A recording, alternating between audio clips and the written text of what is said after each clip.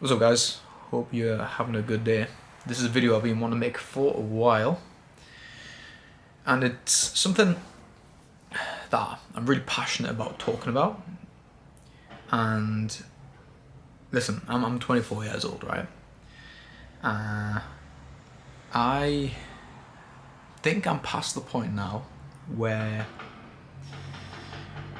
I'm past that point of struggle where I was really struggling to cope with figuring out who and what I wanted to be. There was a point in my life where that was such a big stress for me, and it took up so much mental space in my head. So much mental space, in fact, that I'd actually get these moments of freezing.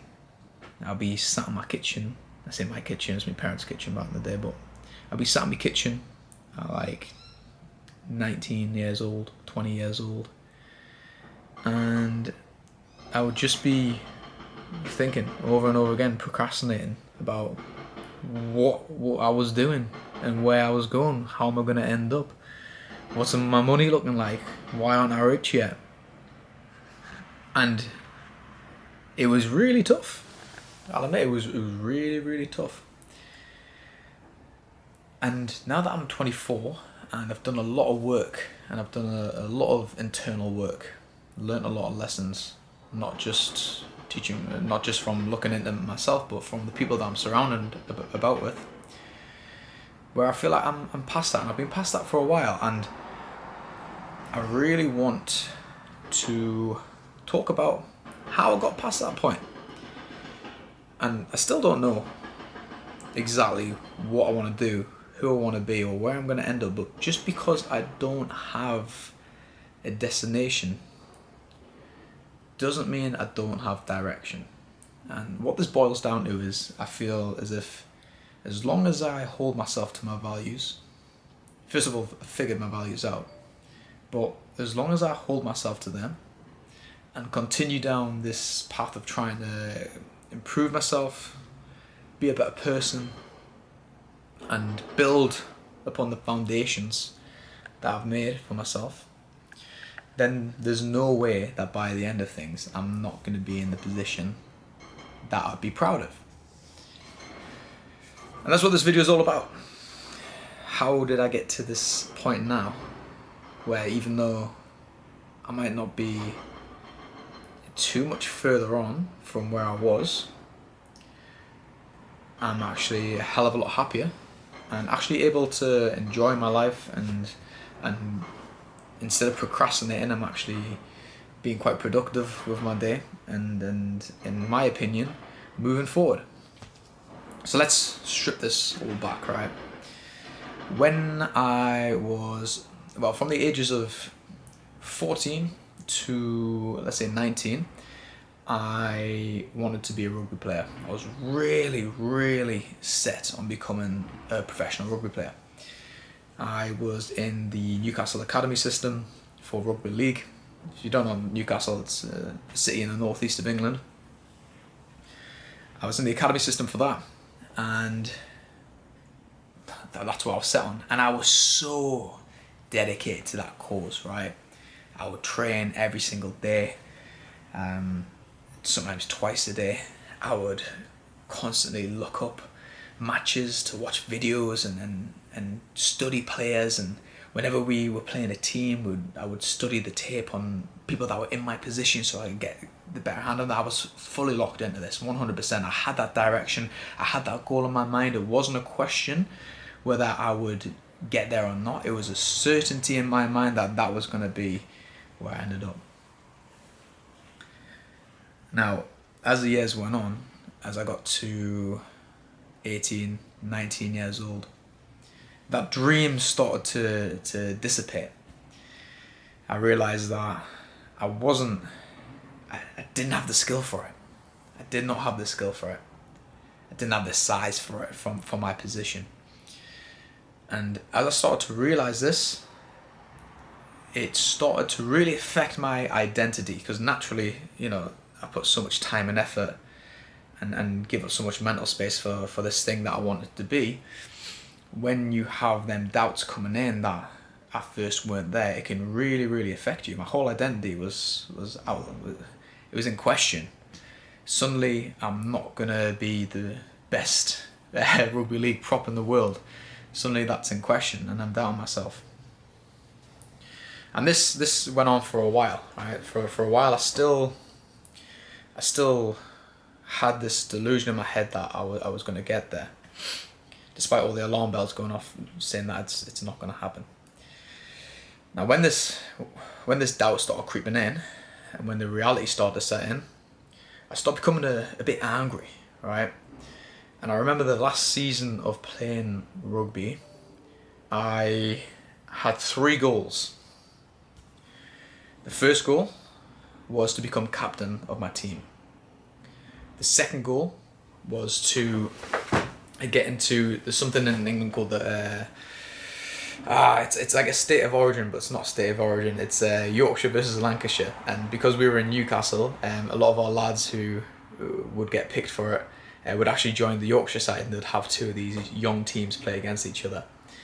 And my second goal was to get picked for that team, and my third goal, and I'm laughing at it now, my third goal was to get selected for the England youth squad. I had a few mates that I'd got on that squad as well, because I feel like that's what I deserved.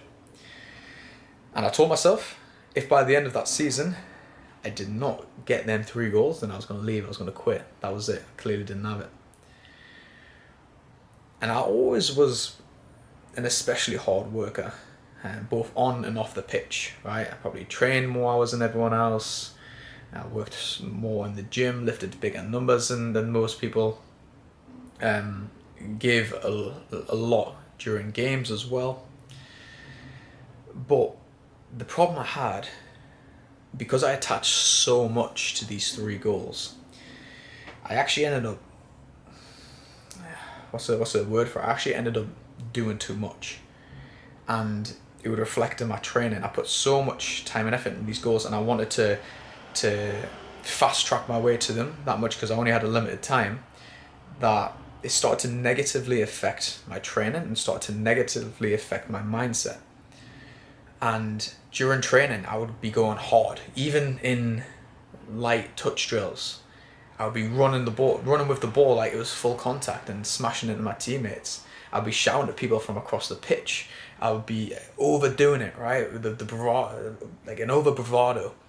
And this started to really piss off a lot of my teammates, and a lot of the lads, well, some of them might be watching this video now and nodding their heads, but fucking hell, finally. And I remember one time, it was this drill, and there's an attack and defense, and I was shouting, I was really emotional, I was really hyped up for it. We had a match against one of the top teams, I think it was Leeds Rhinos that weekend, and one of the lads just went, "Lewis, fucking hell, I know that you want to be captain, just chill the fuck out." And it stuck with me. You can tell it stuck in my head now. That really stuck with me, and I was like, fuck, is that how obvious it is? And I thought, well, if everybody knows that I'm trying this hard to be captain, there's no possible way that it's ever going to happen. And it didn't. When it came to selecting the captaincy and the leadership team, which is something that we had, it was a great academy, something that we had. The coaches read out name by name who was going to be in the leadership squad. We had 3 lads in the leadership squad, and then we had 1 captain who wasn't part. There was still 4 in the leadership squad. And he read the names. He read one of the names. He read another name. And then the last 2 names was either going to be the captain or was going to be the leader. And I think my coaches did this deliberately, and they were all for my own good, by the way. This is all lessons learned. And they read out my name next as the last name of the leadership squad. And in my head I was like, fuck, that's 1 goal gone. And it was a big reality check, because I thought that the way I thought that I could force my way and fast track my way into getting what I wanted by just working hard like nobody else was working, being overly aggressive, being overly, that hard work beats everything. And there was a point that my coaches were trying to make. It was like, just because you try the hardest, just because you give the most effort, doesn't necessarily mean that you are the right fit for the role. And this is one of the lessons that I took away from this.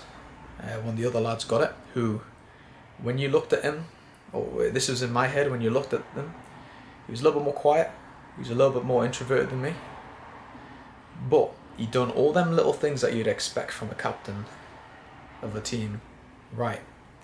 All the little things, right? And the biggest one that he did out of them things was he had that emotional connection, empathy with the rest of the team, right?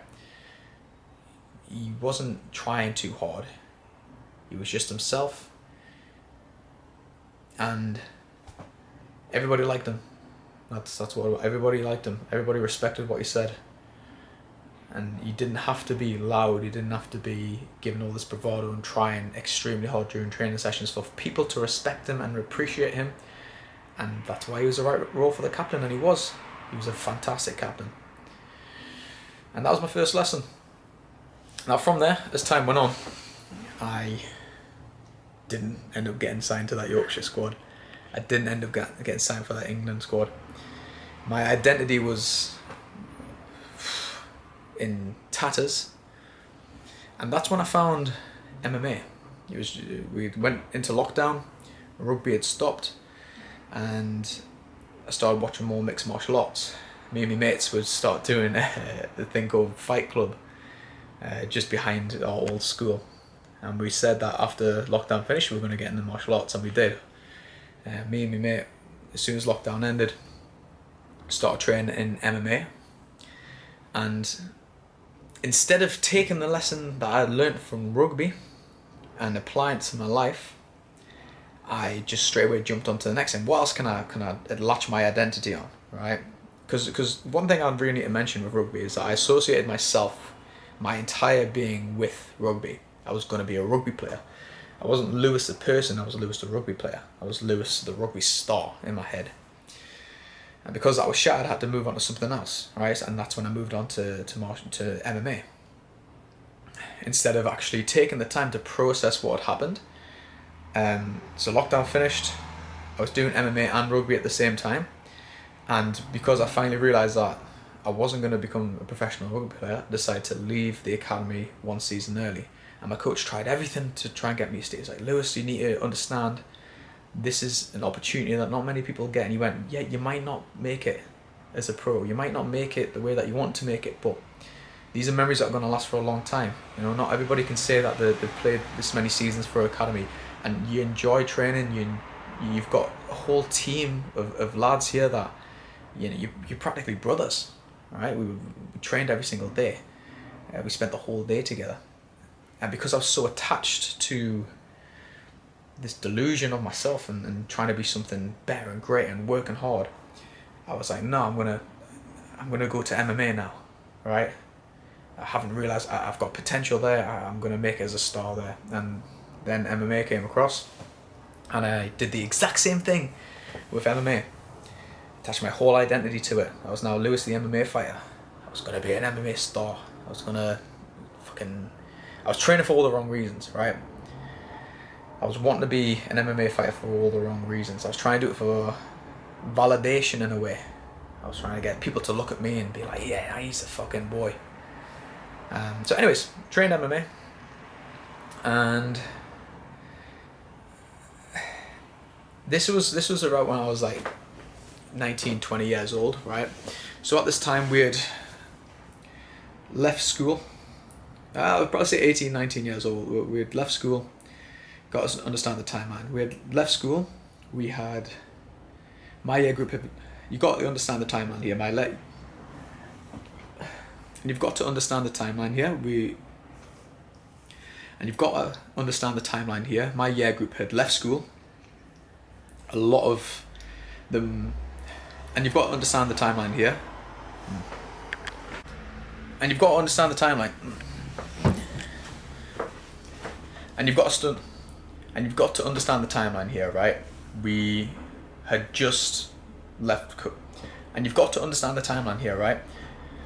And just to give you an understanding of the timeline, COVID had just ended. I just left before the final season. of the rugby. All my friends had just finished college, all the rugby lads, and what they ended up doing straight after college is going to university, a lot of them, because the local university had a sort of a close relationship with the professional rugby club, Newcastle Thunder, and if those lads who still wanted to pursue rugby and still wanted to play it, they end up going to that university. And because I didn't, well, I want to do MMA now, I associate me identity with that now, I decided not to go to university. Now, instead of going to uni, what I did was, as well as doing my MMA training, I was doing personal training part-time, and I also started working as a doorman on the doors of Newcastle. And that was my life for the next few years. And I really struggled with that.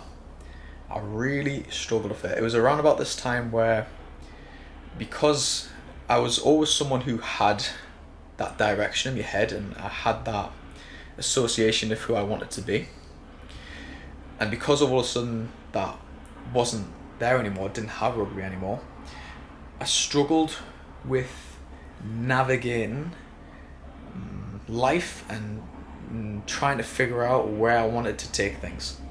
I had MMA, but I was in no way, in no regard, the same with MMA that I was with rugby.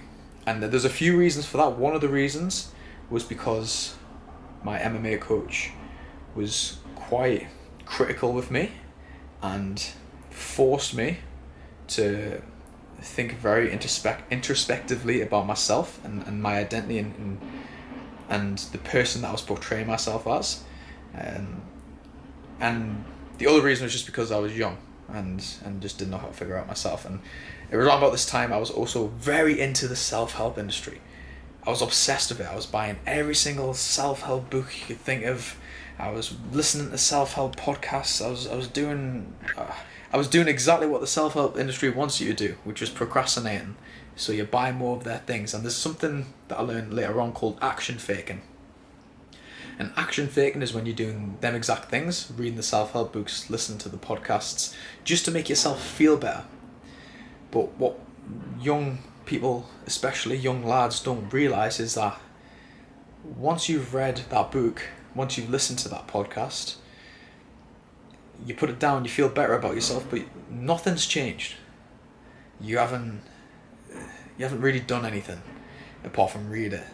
And unless you actually practically apply some of them things, then nothing will change. And that's the thing, a lot of people don't practically apply the things that are in them books. Some of them books are just fucking bullshit. Some of them have good things in, but unless you actually take action, nothing's really going to change in your life. And that's something that you really have to try and figure out. And yeah, like I said, I'll be procrastinating. I'll be finishing a shift on the doors. I'll be waking up in the morning, going to training, getting back home, and then just being like, what the fuck am I doing? I would have all this time on my hands where I just didn't know what to do with it.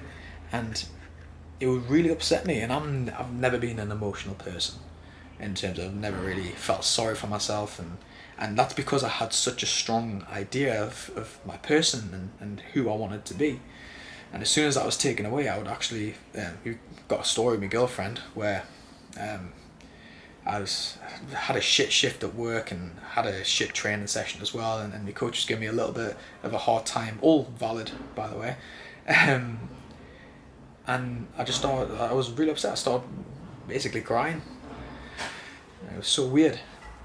So I put down all the fucking self-help books and stopped listening to the podcasts, and I started trying to come up with a plan. Okay, what can I do now that's going to move me forward?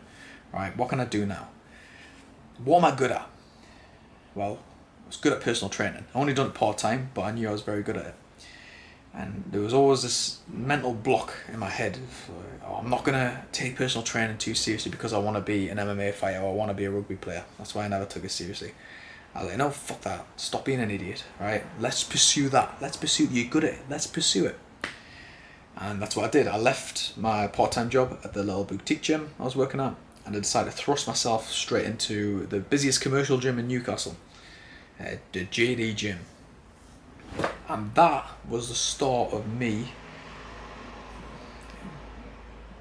And that was the start of this journey of me becoming a better person, because all of a sudden it wasn't all about me. All of a sudden I was meeting all these clients, all these people who had their own problems. They wanted to get in shape because I felt insecure. Camera started to overheat there, so I left it for a little bit, and here we are. So where was I? Yes, so I started personal training, and I started building a business, and started establishing myself in the gym. And with that, I talked to so many more people throughout the day, and everything stopped being about myself, right? I would figure out other people's problems. I'd be trying to solve other people's problems.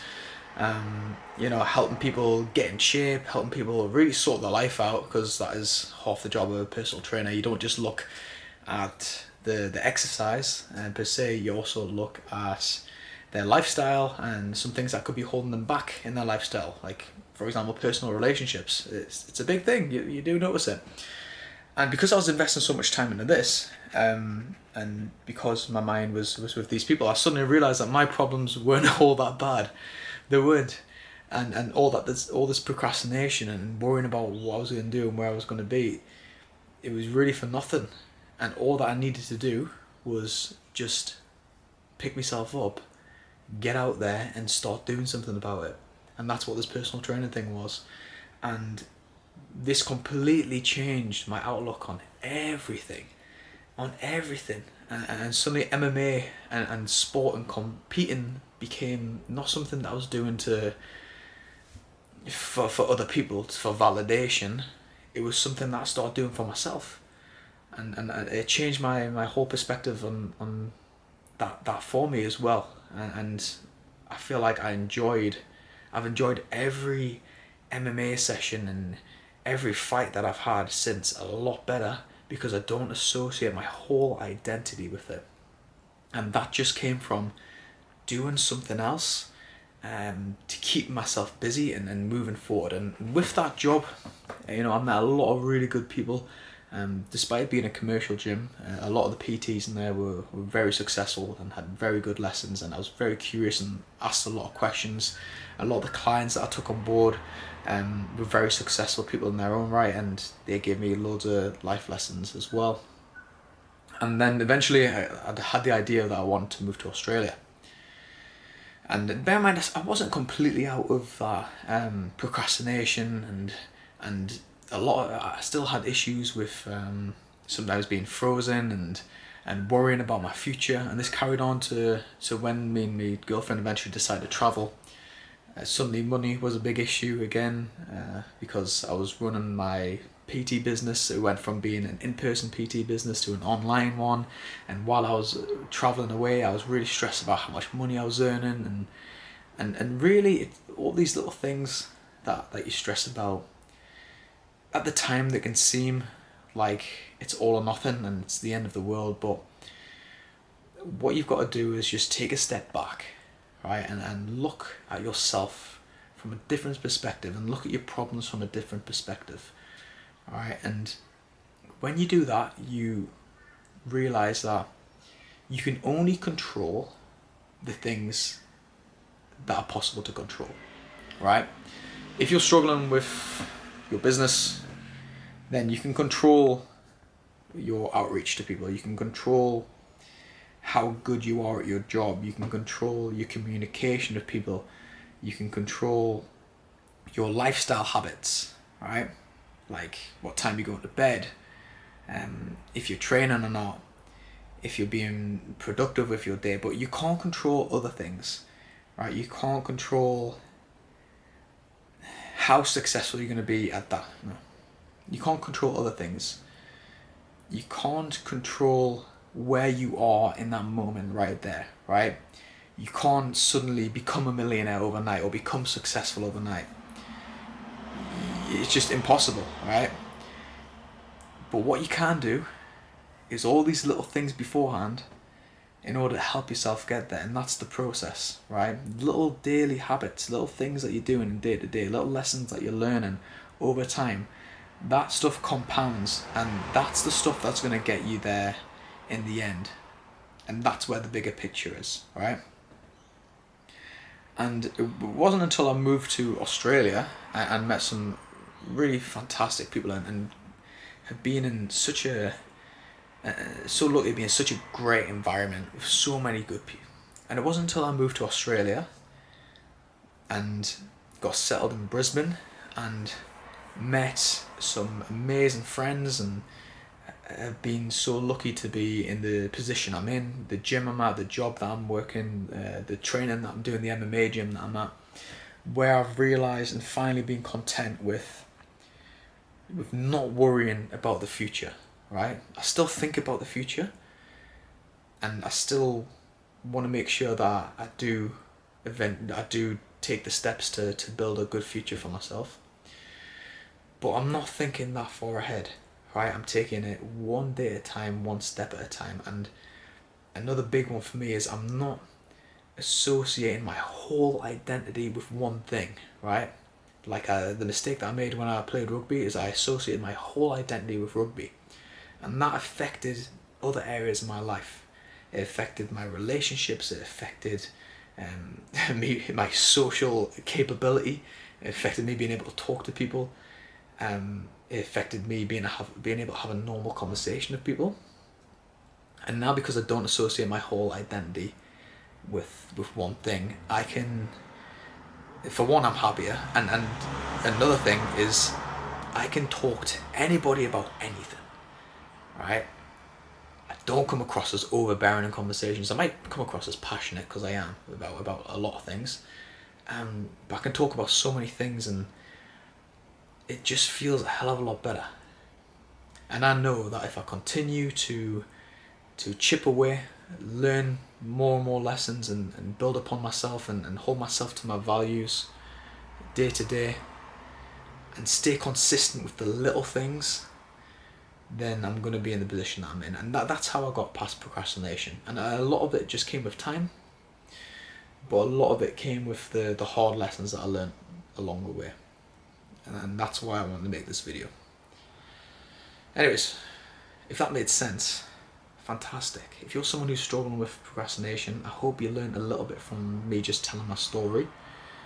I'll make videos in the future explaining some of the lessons that I've learned along the way, rather than just making it all this broad thing. But hopefully you got something out of this video. I've got a fight in 1 week. I find that I become very introspective when I've got fights coming up. I feel like I really retreat into myself and become more philosophical. So maybe that's the causation of this video. Anyways, have a great day. I will catch you guys in another video. I've got a black eye from sparring. It's fucking great. Let's go.